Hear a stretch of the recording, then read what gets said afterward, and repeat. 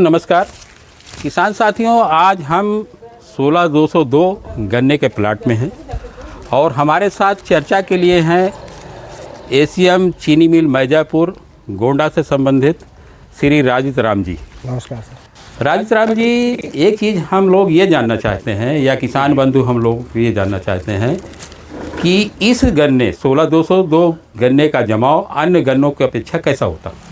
Sir, और वैरायटियों की अपेक्षा 16202 में इस वर्ष जो वैरायटी आई है उसमें जमाव और उससे भी अच्छा आया है। मतलब अभी तक की जितनी प्रचलित वैरायटियाँ हैं 4-5, जी सर, चाहे 15023 हो, 118 हो, जी जो है 18231 हो, 17231 हो, करीब करीब जो है 16202 का सबसे अच्छा जमाव मिला।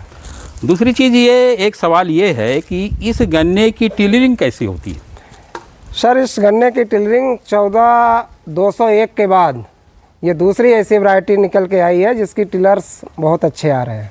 मतलब 5, 6, 7 और टिलर्स आ जाते हैं। सर, तीसरा सवाल हमारा ये है राजित राम जी कि इस गन्ने की मोटाई और हाइट कैसी है? सर 238 जो वैरायटी थी लगभग उससे मिलती जुलती ये वैरायटी उतनी हाइट और मोटाई पे चल रही है जो हमने देखा सर। अच्छा, इस गन्ने के अंदर पिथ है क्या? नहीं सर, ये गन्ना ठोस है, इसमें कोई भी बीच में पिथ नहीं है। कोई पिथ नहीं है जी। अच्छा, ये लोग ऐसा मानते हैं कि ये गन्ना पोका बोइंग से जैसे 38 प्रभावित होता था वैसे ये भी प्रभावित होता है। अभी सर हम मई के महीने में हैं, अभी तक तो पोका बोइंग का अटैक कहीं नहीं दिख रहा है। आगे देखते हैं अगले जुलाई अगस्त में क्या पोजीशन होती है। अच्छा, ये टॉप बोरर इसमें लगने की शिकायत आ रही कि नहीं आ रही? टॉप बोरर सर नेचुरल चीज़ है, टॉप बोरर कहीं कहीं मिला है, ऐसा नहीं कह सकते कि नहीं है, लेकिन और वैरायटियों की अपेक्षा बहुत ही कम है, ना के बराबर। ना के बराबर जी। अच्छा, एक सवाल ये है राजित राम जी कि इस गन्ने की जब बुआई करेंगे तो बेसल डोज में संतुलित उर्वरक के रूप में क्या क्या प्रयोग करना चाहिए किसानों को? मैं किसान भाइयों से कहना चाहूँगा कि प्रति बीघा 15 किलो DAP, 10 किलो पोटास और 10 किलो यूरिया का एक बेसल डोज बना करके कूड़ में डाल करके गन्ने की बुआई करें।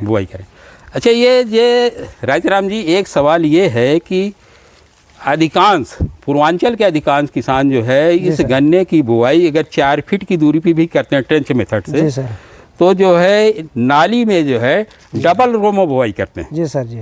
तो डबल रो में अगर बुआई कर रहे हैं तो कोई बुराई तो नहीं है, लेकिन एक चीज़ ये है कि जो डबल रो में जो है जो 2 रो के बीच में नाली खाली रह जाती है, जी जी, उसकी मिट्टी कैसे चढ़ानी चाहिए? सर जैसे इधर इस प्लाट पे हम लोग खड़े हैं, ये डबल नीचे बैठ के दिखाई जैसे हम लोग देख पा रहे हैं कि ये डबल रो में बोया हुआ गन्ना है। जैसे ये देखें, ये डबल लाइन में गन्ना बोया गया है। इसमें मिट्टी चढ़ाएंगे तो हमें मिट्टी को अंदर भी भरना है।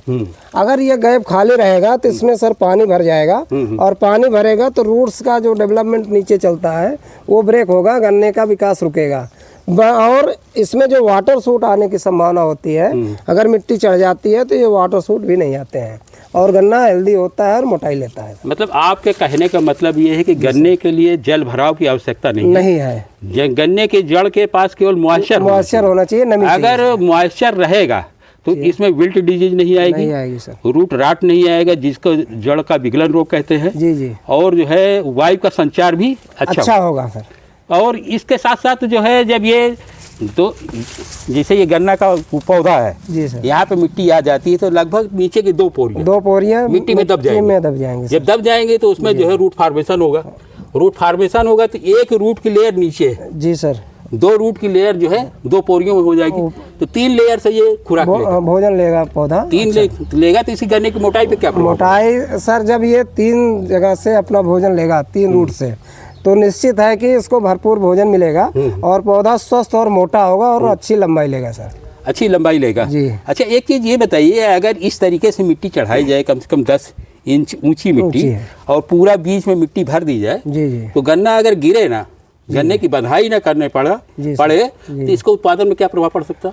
सर देखिए, अगर ये गन्ना इस मिट्टी से रुका है तो सामान्य गन्ने से कम 20% अतिरिक्त लाभ मिलेगा, गन्ना ये गिरेगा नहीं। तो आपका मानना यह है कि अगर गन्ना गिरे नहीं तो 20% कम से कम उत्पादन बढ़ जाएगा अपने आप। तो किसान भाइयों के लिए क्या मतलब सुझाव देंगे आप? किसान भाइयों के लिए हम इतना कहना चाहेंगे कि अभी जब हमारा जून का महीना आ रहा है हाँ, ज़्यादा से ज़्यादा प्लाटों में अपने वो मिट्टी अवश्य चढ़ाएं, जिससे भारी बारिश होने के बाद भी नालियों से पानी उनका बाहर निकल जाए और प्लाट में पानी जमा ना हो। नहीं, एक चीज़ ये क्लियर करिए कि जो है 70-75 दिन बाद या जो है 5-6 टिलर आने के बाद मिट्टी चढ़ाएं।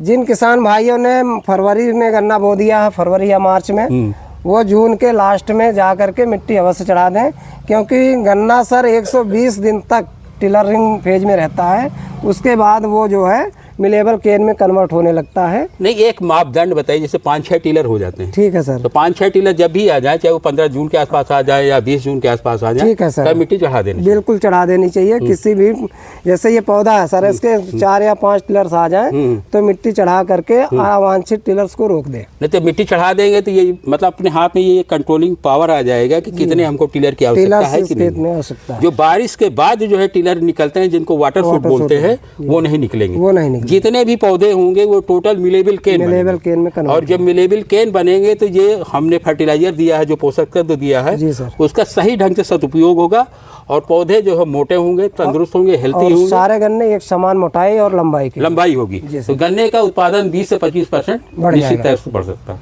तो किसान साथियों, राजित राम जी से की गई वार्ता कैसी लगी, और जो है जो इन्होंने सुझाव दिया गन्ने के उत्पादन को बढ़ाने को लेके, और 16-202 की विशेषताएं बताई, इनको जो है अगर समझ में आप लोगों के आ रहा है तो इस वीडियो को अधिक से अधिक शेयर करिए, लाइक करिए। इन्हीं बातों के साथ जय हिंद, जय भारत।